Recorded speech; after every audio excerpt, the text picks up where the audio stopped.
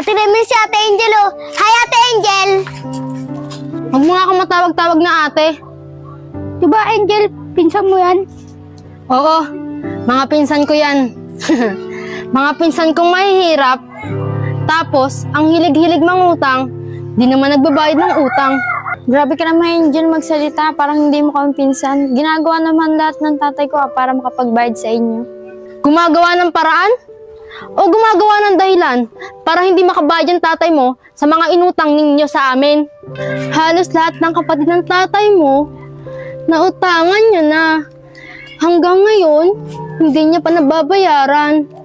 Tapos, lagi niyang dinadahilan, pangako, gagawin ko ng paraan, babayaran ko.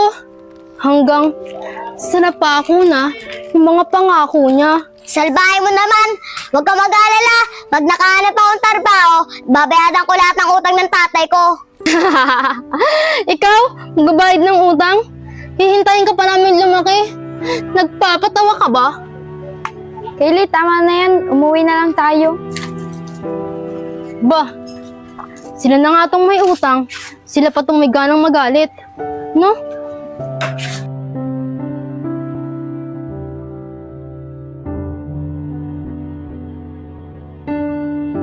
O mga anak, nandiyan na pala kayo. Tama-tama, mag-ahain na ako at makakain na tayo.